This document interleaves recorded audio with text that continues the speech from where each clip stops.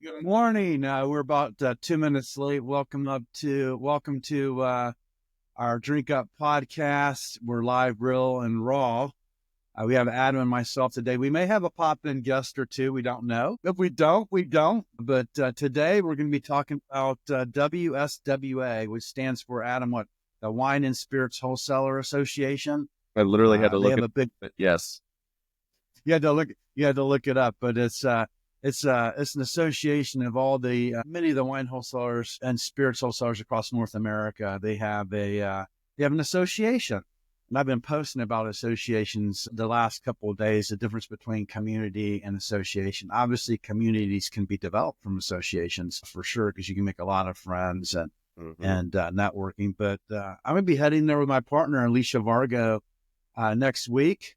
To meet many folks in Denver, the 3rd through the 6th. So hope to see many of y'all there. If you happen to be there, please look us up. We're actually going there to represent many brands under our company called BevAssets.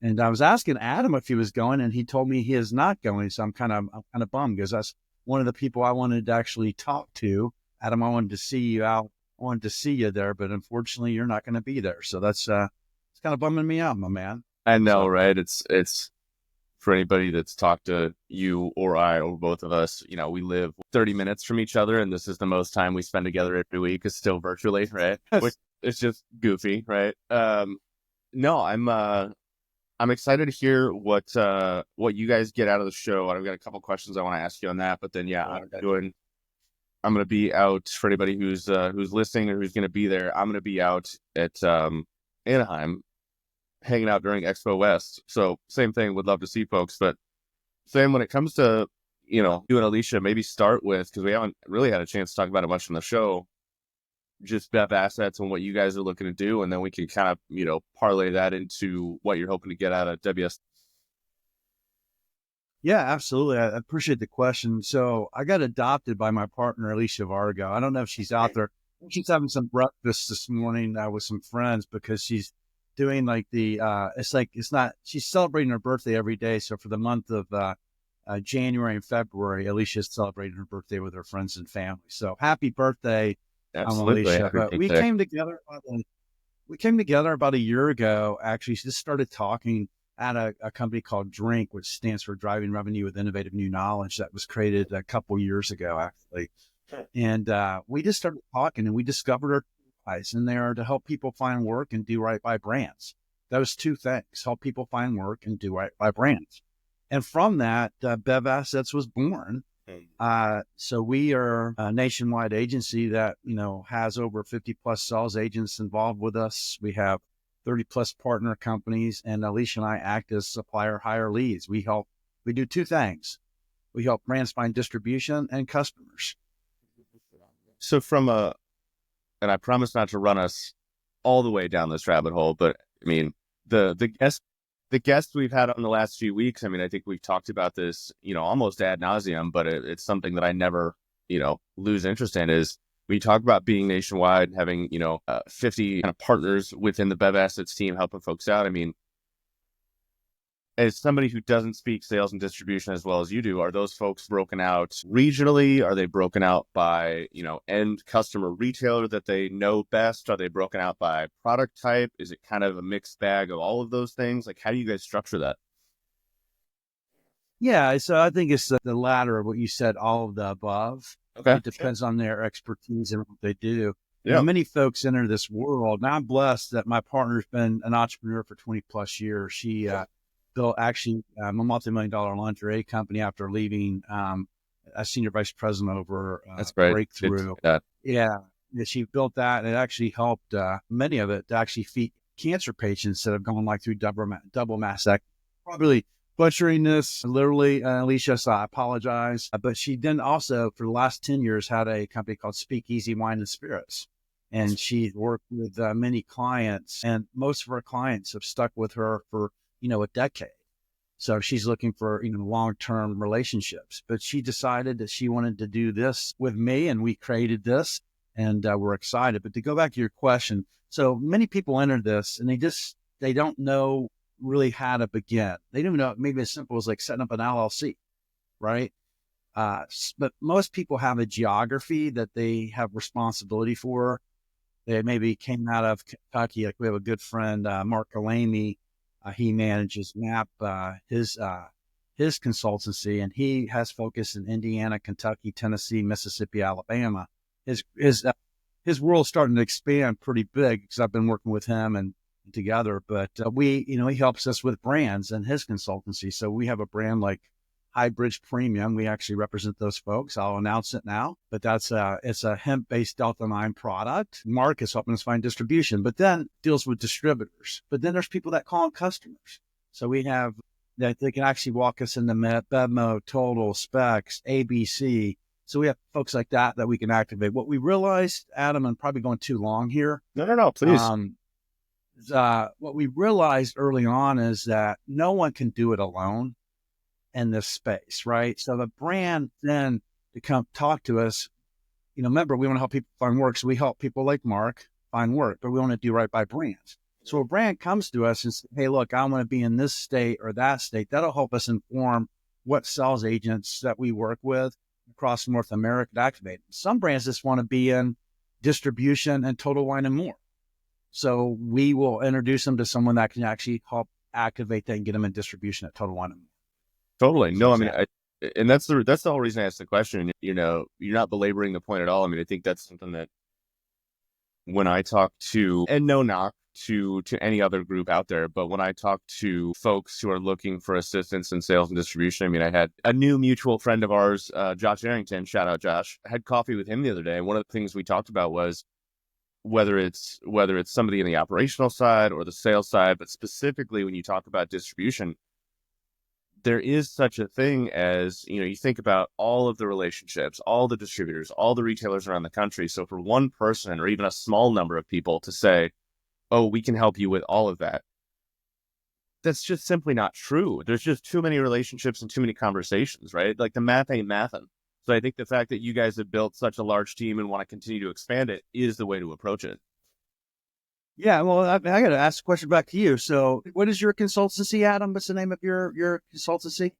So my group at the moment, and I'll tease some stuff there. There's some folks I'm working with. I'm doing some other things, but right now it's Alias Advising, which I don't think we've mentioned by name in a minute, but called it Alias because my name's Adam Smith. It sounds like I made it up as a cover for, some sort of government relocation program. But yeah, I mean, it's largely operationally focused just because that's my world. But then to your point, right, it's just finding the people that oh shit, there go my notes. It's just finding the people that can help in other areas like yourself, right? So when I talk to a brand, I call it the give a mouse a cookie paradox, right? So I'll talk to a brand about ops. Well, inevitably, and this happened yesterday, a gentleman I hadn't talked to in 2 years emailed me out of the blue and said, hey, I'd love to pick your brain again. You were nice, when we talked before. So we did. And he goes, how do you feel about sales and distribution and pricing? And I said, oh, I can tell you that, the hills that I'm willing to die on in terms of the logic behind those things, but I do not have a Rolodex of relationships in that world, right? So this is a great point you're making right now, right? So here's an example. So we have a little brand that's like a tomato-based product out of, it's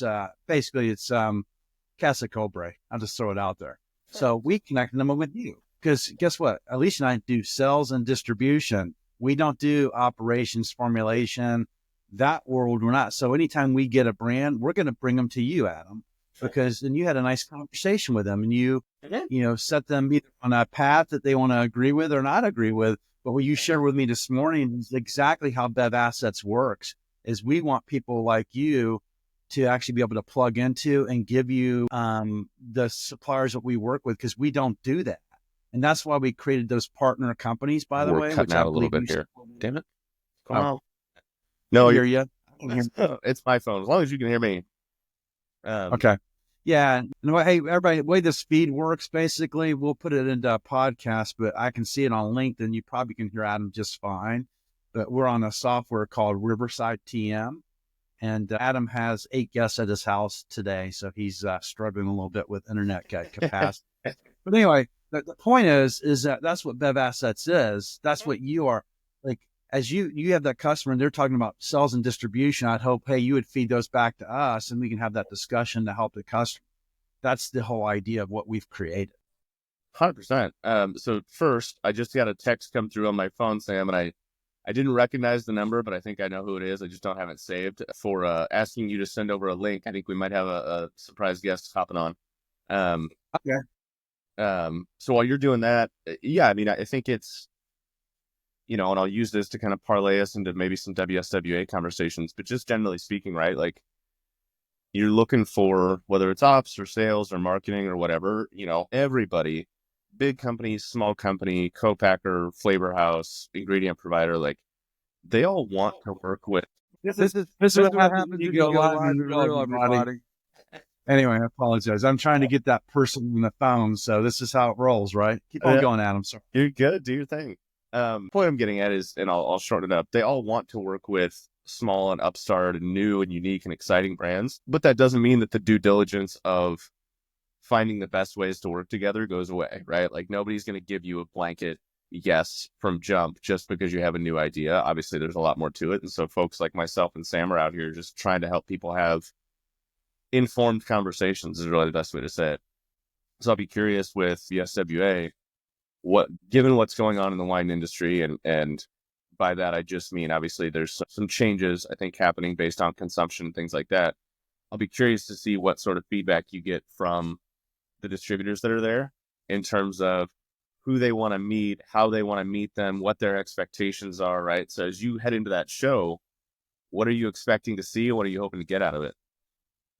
Yeah, so that's a great question. I've had a lot of cannabis type people been reaching out for me to book time, which is great. We want to talk that category. So at that event, I believe I don't know what they call it, but there's like an auditorium that a lot of those brands are going to be there.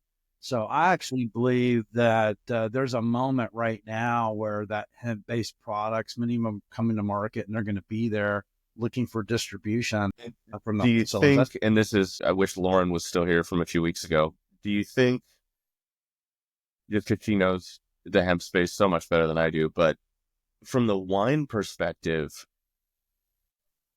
do you think the interest is in bringing in standalone THC products to complement their portfolios? Or do you think it's, kind of like what we've seen in beer, where it's a non-alc wine with a THC or an alc wine with a CBD component? Or is it all of the above? I think it's all of the above, quite frankly. I think they just have to expand their portfolio offerings because inevitably what's happening, there's a slowdown over here and there's an increase over here. At some point, it's going to level out. I mean, the consumers aren't going to stop drinking, really fine bourbon or, whiskeys or nice wines. And there's some people are doing just fine in that category, but there's a consumer that wants these products. And if you're not offering those products, you're going to be left on the sidelines because when the consumer wants it, what happens? The retailer starts to change their sets. They start to look at what they offer that consumer because the consumer is just going to demand it. You look at something like Top 10 in Minnesota, right? They were on the forefront of this whole category in terms of what they created. Essentially, that retailer has created the playbook. And there's some large wholesalers are waiting for federal legislation, to be passed before they take it on. But then there's, I won't name them just out of respect, but we're meeting with a fairly large wholesaler. And they have over 108 brands in their portfolio of that product. In the THC space? Yes. Holy shit. Okay. Wow. Yeah. So they're on the forefront of it. And quite frankly, they might be positioning themselves, and they're not the largest wholesaler. They're like, number 5 or 6. Sure. But they might be positioning themselves to expand their operations fairly quickly. So look, the category is not going away, but the other one is non-alcoholic products. Well, that was going to be I actually think that. Yeah. Go ahead. Question. I'm glad you brought it up because I'm curious. Again, my closest connection into the wine world is consuming it, right? So I'm curious from a distribution standpoint. Obviously THC is having a moment and everybody wants to talk about it, but from what you've seen or maybe what you expect to see, are these wine distributors kind of like the beer world, just trying to wrap their hands around non-alc wines, functional non-alc wines, functional wines, THC? I mean, everything they can, right? Right. I mean, is that the goal, They, right? Are they trying to just have as wide a portfolio as possible? I talked to a guy in Miami, actually, Leo, if you're out there, if you're watching this, he says something very brilliant. We're taking him through our portfolio and he looked at the portfolio, and I'm not going to name the distributor, but he said, if this such distributor doesn't take every one of these brands, they're crazy not to quote Leo. And Leo, I'm sorry to quote you, if you happen to capture this, or you happen to join this morning, but he's right. So, because what's happening right now is, and I get it, because I was a distributor for 10 years and I was in trade development for a very large distributor called Breakthrough Beverage, right? Yeah. And we were very selective who we brought on because we didn't want to just bring a brand for not to be successful. But at this point, if you're not taking on an NA product or a hemp-based product, and if they're well financed, they can get you and when you're ready to get it, and they're putting money that you should consider it. I don't know why you wouldn't. And this particular wholesaler has lost some large suppliers. He's like, they should take it. Like, at the end of the day, they should take the products. At the end of the day, like, we have brands like Amethyst from Burnt Church. I mean, they're in home goods stores nationwide. They sell pallets of this stuff, right? So we're working on finding them distribution through, the wine and spirits. I mean, you should look at the product Amethyst. I mean, this thing is unbelievable. It's like it behaves like a gin, I mean, it's see that, but these are some of the products we represent. Another one's called Remix, which is another NA product, and it's in a can, and it has like low calorie, all natural ingredients, and you can use it in two ways. You can use it as like, okay, I'm being mindful, I don't want to drink, or you can use it as the ingredients of a cocktail, right? This is where the consumer's going. So the distributors not taking these products and really doing their homework. That's why BevAssets exists too, by the way, is that we want to help be that link between the supplier and the distributor to get the right products into their houses. Ultimately, all of us have the same goal, right? Is to get past that retailer or on-premise operator to get to the consumer.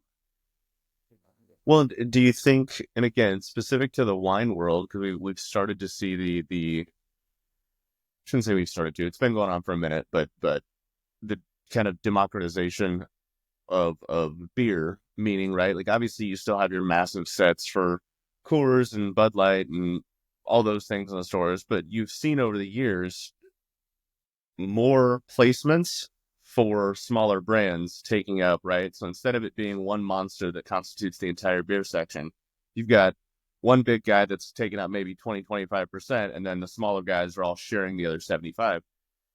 Do you see sort of the same thing happening, or do you see, to your friend Mark's or Leo's point, are the wine distributors, are they thinking that way yet? Are they starting to come around to it? Meaning, like, they're not going to maybe go chase as many big brands to try and, woo them over to their portfolio, but they'll go chase, 200 small brands, knowing that 20 of them might take off.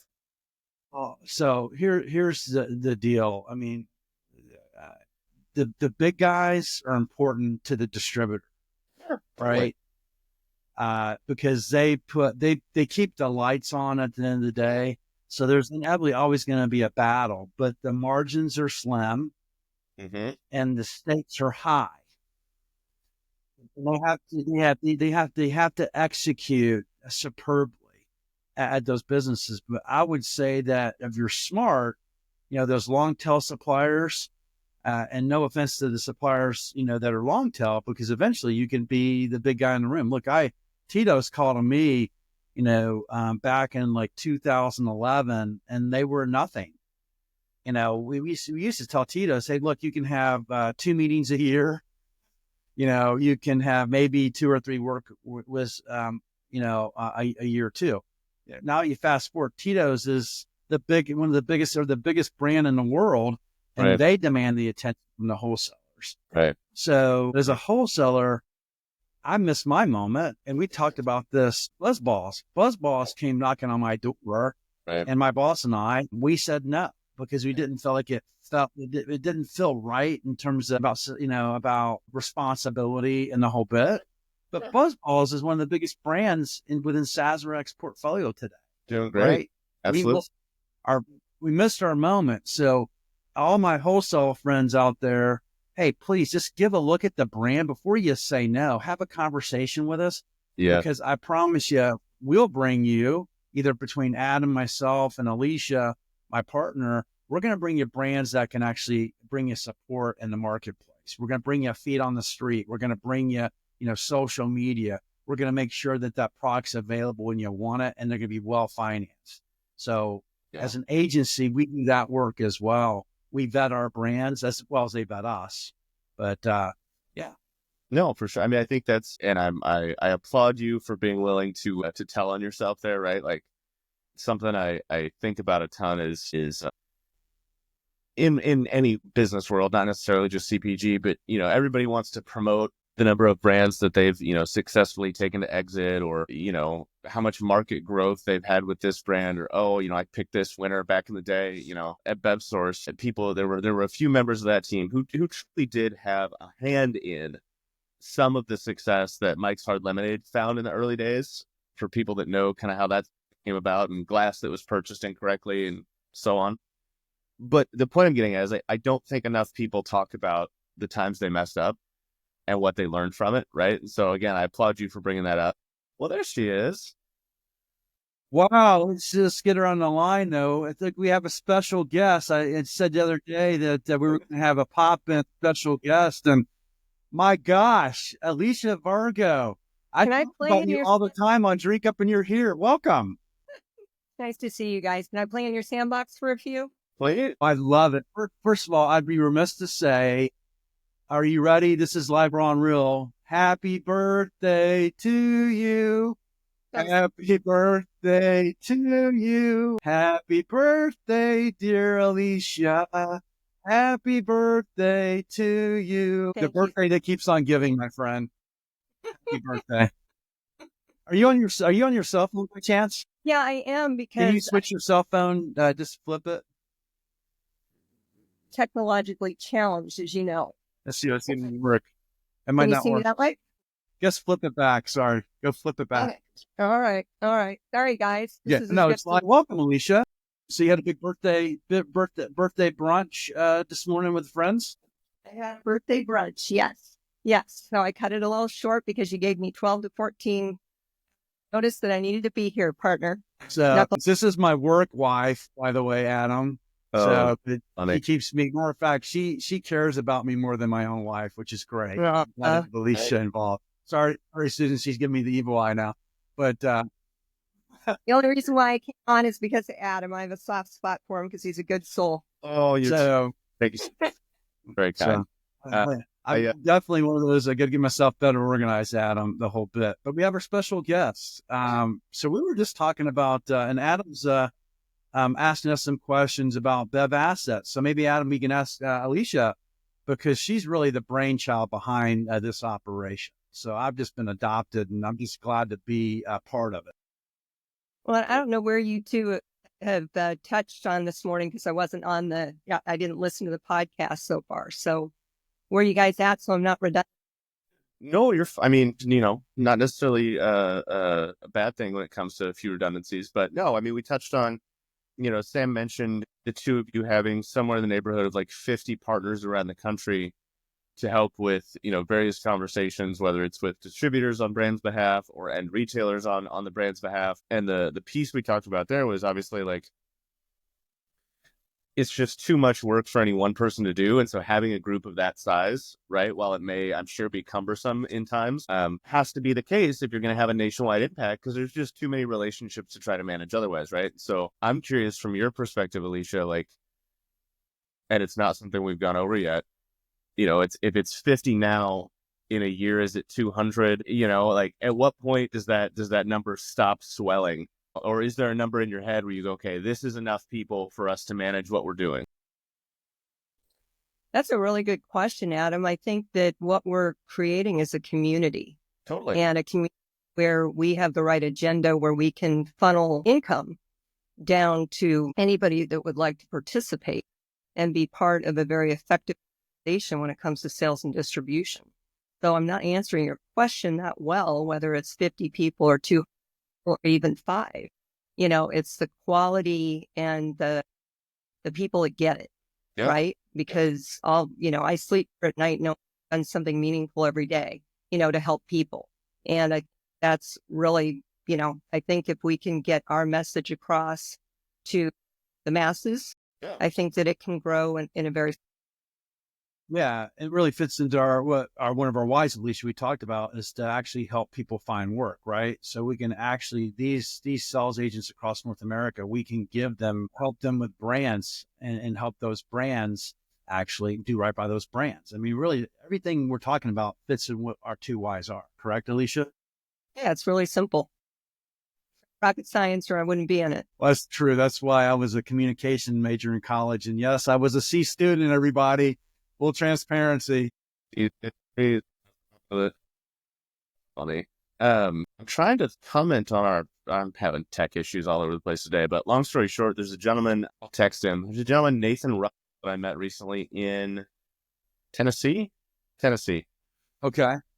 Who, as it sometimes comes to pass, myself included, right? Businesses downsize and folks get laid off. But I met Nate through our mutual friend now, Josh, right? Josh is from Tennessee. He now lives here. I met Nate. And so Nate, again, works in that part of the world for sales and distribution. So you talk about growing your network. I mean, it's an introduction I'd be happy to make. But so Alicia, from your perspective, kind of diving back, we were talking a little bit about WSWA, and Sam gave his answer. I'm not going to repeat it because I want to hear yours. What are you expecting to get from the show? What do you think you're going to hear from those distributors in terms of what they're looking for? What's your take on it as you head into that trip? I think that I can be redundant and say community, but when you look at all of the different quality connections that we have, and so many of the connections we just not met face to face, whether it's Deborah at Powered Brands, or there are just so many people that we haven't met. So it's going to really be wonderful, but faces to names.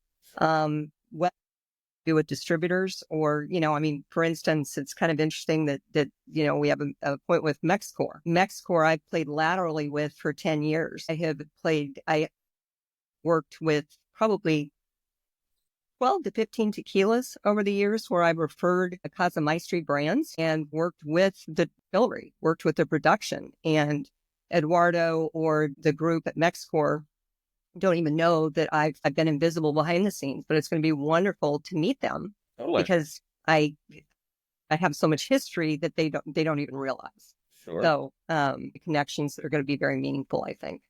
Yeah, I love you said that, because I got a chance to go to BevNet, and I met a lot of people virtually, conversations like this. But boy, when you actually meet them live, like our dear friend Courtney O'Brien is an example that I actually got to go out to dinner with her and really get to know her. And now when I talk to her virtually, it's even that much more meaningful. If you can meet them where they're at, and those folks, it just goes a long way, Adam. So, but I love also just, I love long-term relationships. I covet long-term relationships, whether it's with brands or distributors, sure, or anybody in the industry, right? And so it really is going to be, it's just more relationships come out of these type of events that are long-term. Yeah, so, we pay for the event. We'll maybe go check out a couple of things, but most of the meetings happen in and around the event. Yeah, which is pretty amazing, right? That you always say that, Alicia, is like, we're going to have a coffee with some people, lunch with others, dinner with others, a quick gig. It's like speed dating almost. And then we're going to connect with old friends and meet new friends. Alicia, I was telling Adam, the most amazing thing happened to me the last couple of days is I'm starting to get a lot of people like, hey, you're going to be at WSWA, reaching out to me. And I'm like, sure, happy to meet with you. Here's my number, or let's find some time. But yeah. There or no? Are you going to be there, Adam, or no? Not at WSWA. No, I'm going to go. I was telling Sam, I'm going to go be a fly on the wall for Expo West in Anaheim. Okay.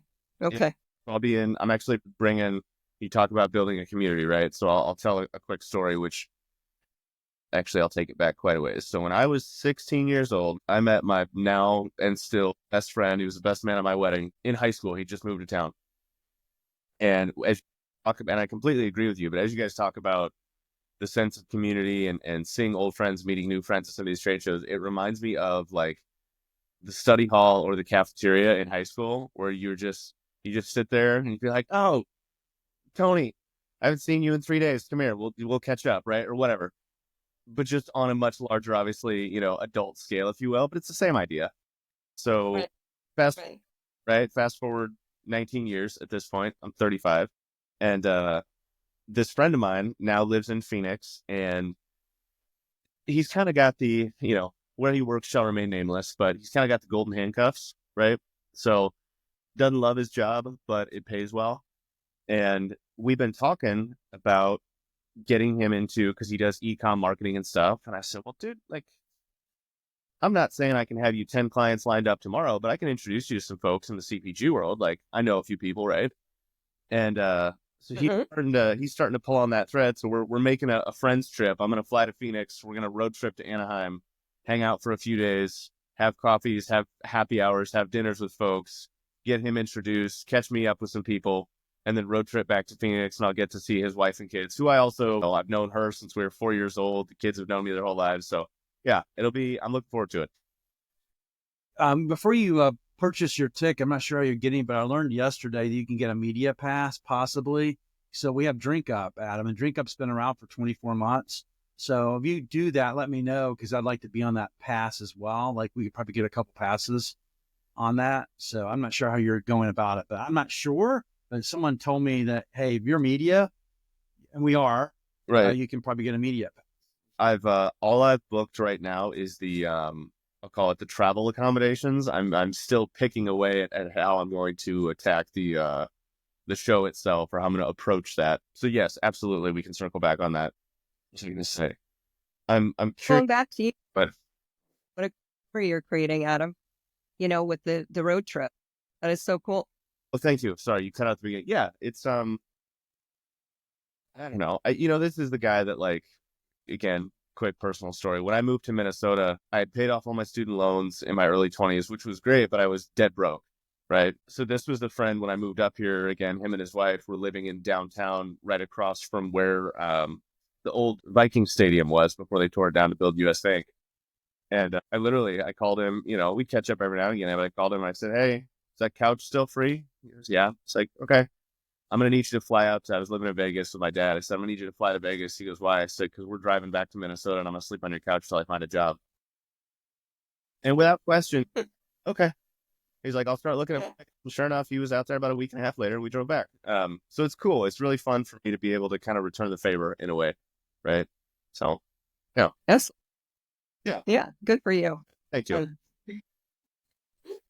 So when you think about, whether it's BevAssets or WSWA, I mean, and I'm sure the answer is a little bit of both, but are you guys going with the intent maybe, or the, because I'm sure it's all of it, but like the larger intent of just understanding kind of who's who in the zoo, and maybe some distributors that you either don't know yet or that you want to know better? Or are you going with the more explicit intent of, Sam mentioned you have 10 brands right now. Let's make sure we get them as part of the conversation with anybody that we talk to see if we can find them a home, right? Is there a direction you lean harder, or are you trying to stay pretty even on getting both of those accomplished? Our mission there is to meet with distributors, since we also specialize in every other area, from TTB approval to DTC to every aspect of it.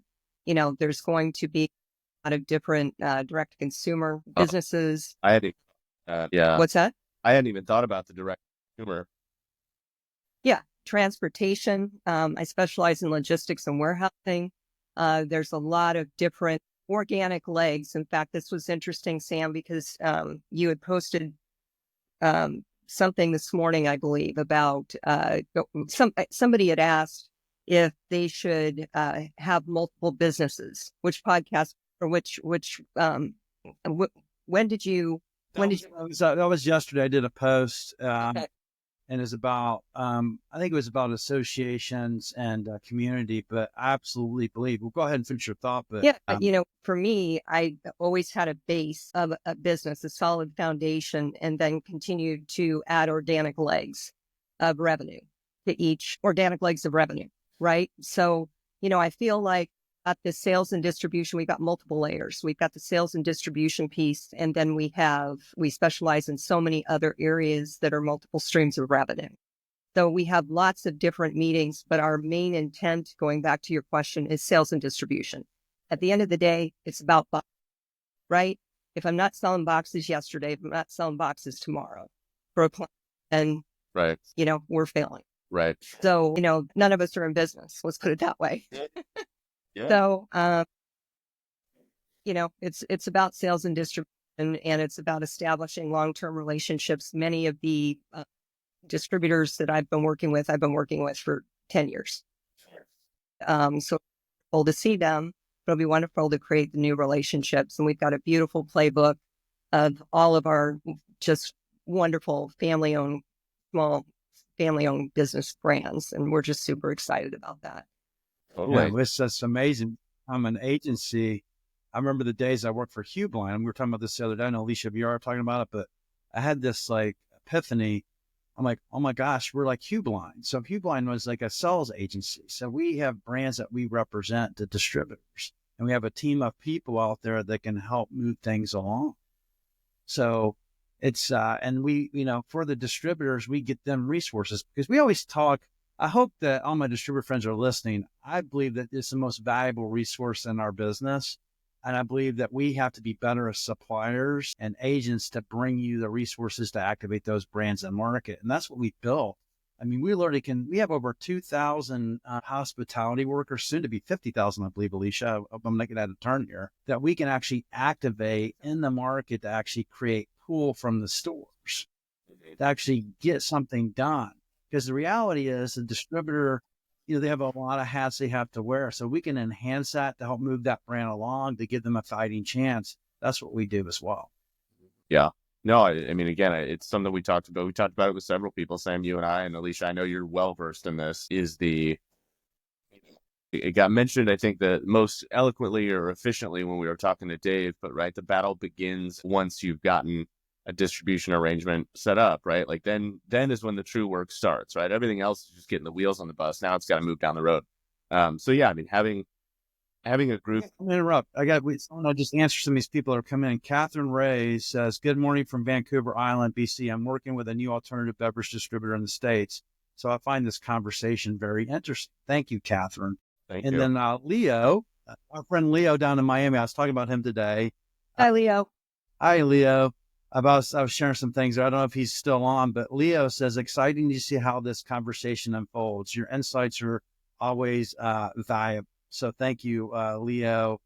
And then I think you made an introduction, Adam, here. Nathan, you should meet Sam and Alicia. So thanks for the introduction. And then finally, our friend Ryan Adam says, "Good morning, Sam and Adam. Coffee in hand. Looking forward to hanging out for the next hour. Happy birthday, Alicia." Thank you, Ron. Sorry, hey, we're live, raw, and real, man. So why not just make sure thanks for giving everybody out there. Thanks for giving us some love, and please, anybody else, yeah, please, absolutely. No, but and I think so. I'll use Catherine's point to kind of expand that further, right? So, Alicia, you mentioned some of the smaller mom and pop distributors, and that's the stuff that those are the types of relationship, I guess, that, for me, even when I think about operationally, right, that excite me the most. Again, no knock, none, literally none, to, the RNDCs or those folks of the world, right, the massive players. But the where art meets science, I think, is a lot more in these smaller relationships, these first-time relationships, whether it's first time because a distributor's taken on a beverage they're not familiar with, or because it's just a new relationship in general, right? Like, I think for the most part, everybody comes to the table with a want to be creative. So, I know you guys have sent me a couple folks to talk to. We've had some really good conversations. I've talked to a couple people, and most of my work is in the I'll call it alternative or functional beverage space. And so seeing the way that distributors, that what their outlook is on beverages like that is fascinating to me. And I would love to know, whether it's the wine world or just from what you guys have seen as it relates to non-traditional beverage, I'll put it that way, right? Mm. What's been the feedback? I mean, has it been pretty excited and open? Have people been kind of closed off? Sam mentioned his folly back in the day with Buzzballs, right? And his miss there of not bringing them on. So what's been the feedback you've gotten from folks? I think with the category that we have a great deal of right now, which you probably have touched on, Sam, the functional and non-functional, no, haha. Functional and non-alc, low-alc, and THC brand. That's all the rage right now. But we also have to make sure that we're mindful of the spirit brands that we have in our portfolio. And I think that if we differentiate ourselves from all the other bozos out there, right? And tell a story. Sure. And tell a story.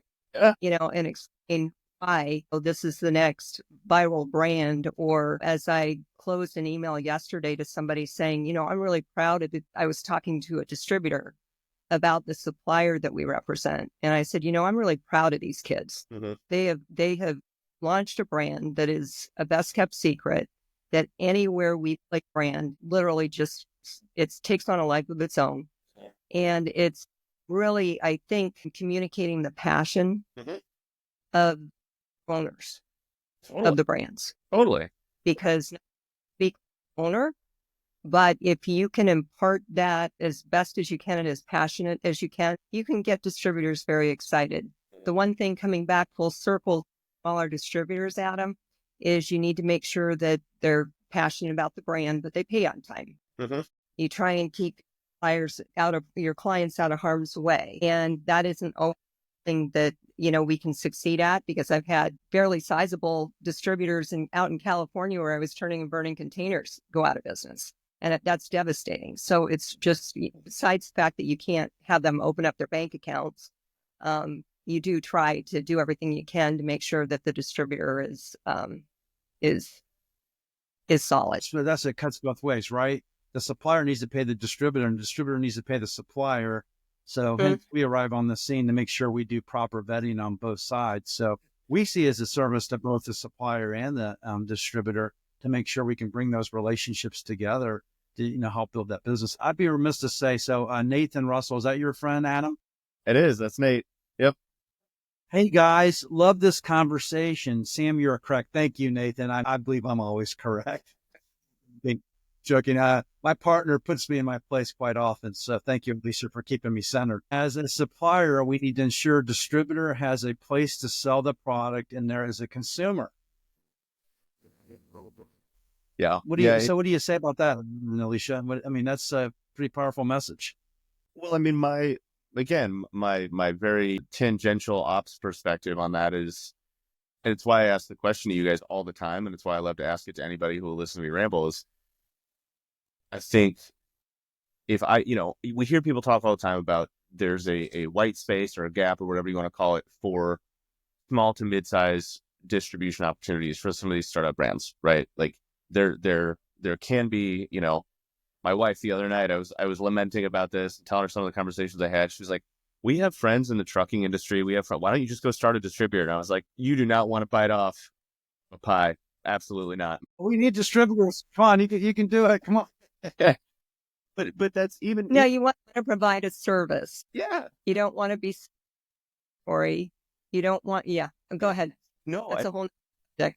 That's exactly what I'm getting at. You're spot on. And that's what I said. I was like, you're right. There is a space in that market. And even, from her perspective, she could see it based on what I was talking about. Right. And so it is exciting and it is fun when you get a young distributor that's hungry, that's looking for new brands, that has, a financial base that can pay on time and can tell a good story on behalf of a brand owner, or is willing to hear a good story from a brand owner who's passionate. But you also don't want to dilute, if I put myself in the distributor's shoes, you don't want to dilute the portfolio so much that now you're only working with brands that are cutting their teeth and things are a little rocky, maybe, right? Shaking a little bit. So as with everything, it's an overused term, but you've got to find that balance. And I think last piece I'll say, and then Alicia, I'd love your perspective here, but I talked to a gentleman yesterday, who I'll introduce you to when the time comes. He and I ran out of time yesterday, but he asked me for my very general perspective on sales and distribution. And he told me that his background, he lives in DC, and he's like, yeah, I have a background in PR. And so I don't know how much that's going to help me, in making a CPG beverage. And I stopped him. I said, if you do it right, it'll help a ton. And he goes, what do you mean? And I said, tell a story. That's the job. Tell a compelling story. Pay your bills on time. That's it. Right? That's really it. Now, there's a million different tools, partnerships, and things that come with that, but it really boils down to tell a compelling story, pay your bills on time. Right? And he goes, it was just such new information. Anyway, that's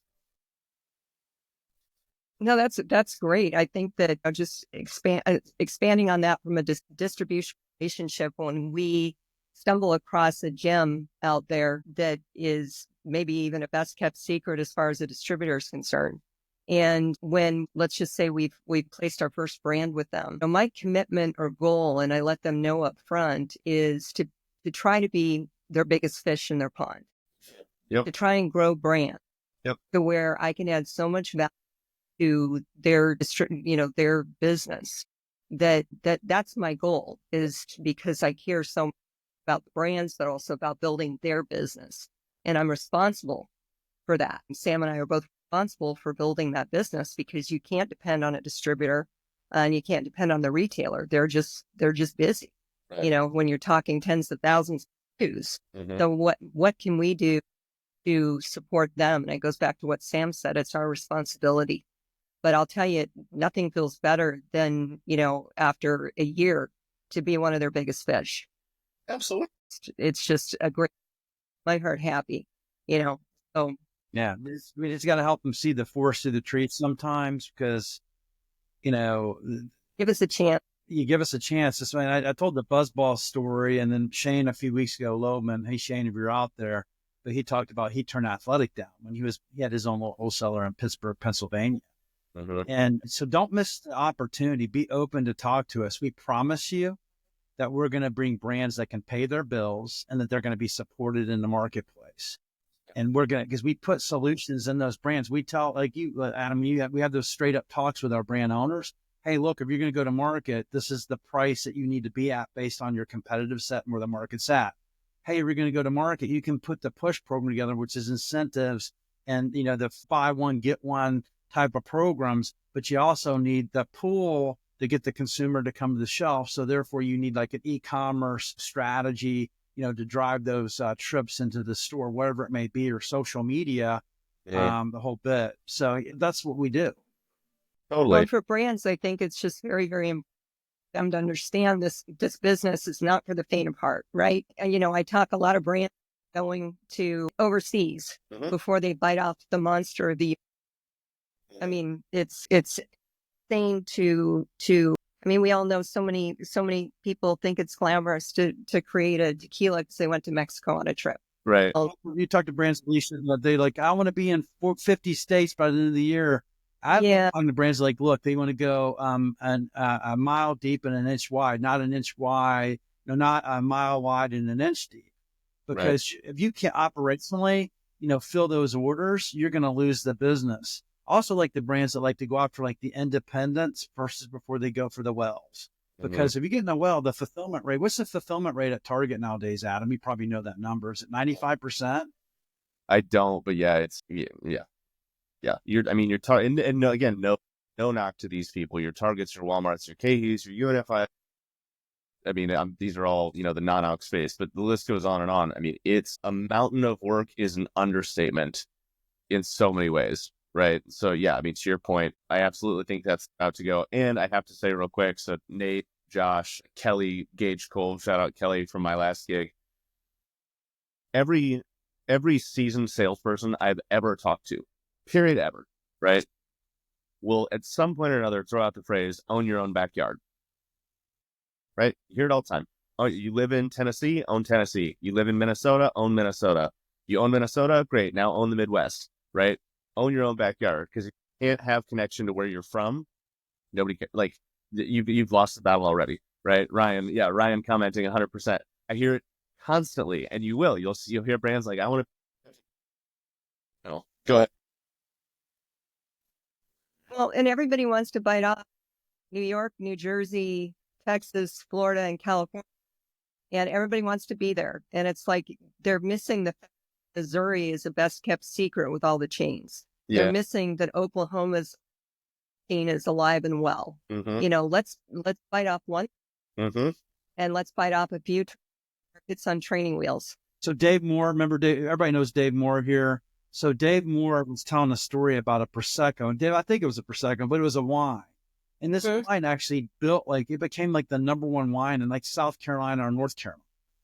Like you don't have to be in New York, New Jersey, Florida, Texas, California. You can, like Oklahoma, straight up for the business I'm part of as an advisor now, Altamar Brands. That's one of the fastest growing wholesalers in North America for Altamar. Yep. Yeah. They know how to get it done. The piece I want to call out, and I feel like I don't know, it could be misconstrued maybe that we harp on brands a little bit of, hey, don't do this. It feels like a lot of like shaming a child, like not that, no, right? So I think to temper that, the point I want to make to any brand that I talk to, or I'm sure you guys feel the same way, is if you're coming in and asking a question and you want if the question is, hey, this is my product, where should I distribute? You might get an answer. If you ask a very black and white question, you might get a very black and white answer, like Oklahoma, right? And that brand's going to look at that and go, Oklahoma, why? But if you, ask, build a better mousetrap, ask a better question, right? Like, hey, what market should I go into? And what's the reasoning for it? And the point I'm getting at is whether it's a question like, where should I distribute? How much is this going to cost me? Why is this co-packer good, bad, or otherwise? I've experienced, and I'm sure you guys have too, as have people listening, that sometimes when these questions get asked, in the interest of time and expediency, an answer is given, and then it's taken at face value, and it's, oh, well, that's not going to work either because I'm not emotionally connected to it, or I just don't like it, or I don't have the money right now, or whatever. And people forget to follow up with okay, I might not like that answer, but explain to me the reasoning, because maybe there's something there, or maybe it's a reference point from which we can find a different solution, right? So the encouragement to brands is like, ask why, keep going, right? Like that will get you a lot further than just going, oh, well, that one's not going to be a fit for me. I'm going to go continue banging my head against the wall over here to try and find something else, right? That's my rant. I'll step on my soapbox. As part of the commercial strategy, I always ask brands, I'm like, let me look at your, do you have a commercial strategy? Like, what is your go-to-market plans? And we look at that as, and as part of our process, not saying that their plans are wrong, but it's always good to have another pair of eyes on what the work. And then with the last minute request, this was a special surprise guest. I've worked really hard to get her here. So thank you so much for coming. Happy birthday. I want to give both you two some closing thoughts. Maybe we have been with you first, Alicia, then Adam, you can close out the show with your thoughts. So Alicia, any closing thoughts? We're going to listen next week, whatever you want to talk about. What's that? What? I interrupted you. Sorry, go. Oh, I'm at a loss because I didn't see the first part of the initial podcast or most of it. So was there a certain theme today or? We talked on WSWA. We talked and we wanted to announce BevAssets that we're going to be there. And that's really one of the reasons we're going is to announce our company and the services that we offer. And then talk a little bit about Adam's business and how we work with him because we help we're sales and distribution, but there's a lot more that brands need. So that's really the theme of the show today, that there's a resource here between the three of us that we can offer brands. And we want to meet you, distributors, and we want to meet the brands that possibly could use our services. Wonderful. Well, I'm just very excited to be on this journey with you, Sam.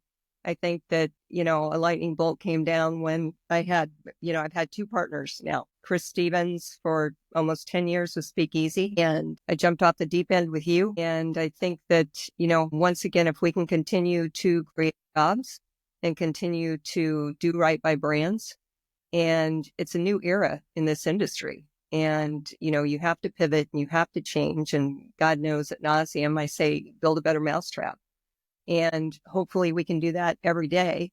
I know at 3 a.m. I wake up every morning and try to figure that out. So we can You should just text me, by the way, when you're up. We could have a conversation. We could probably get some stuff done. But that's what happens when you're owner of your own company. Your office is always calling and you have busy brains.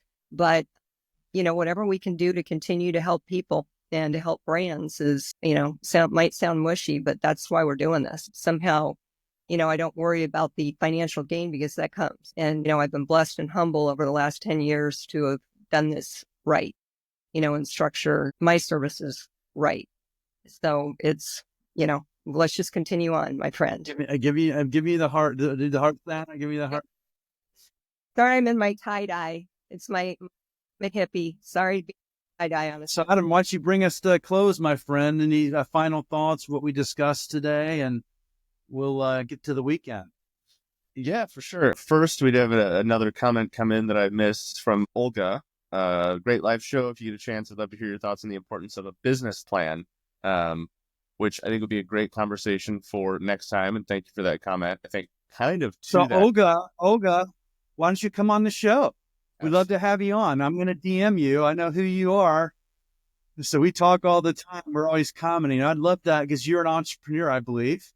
I'd love to have you come on and share that with us. What do you think, Adam and Alicia? Yeah.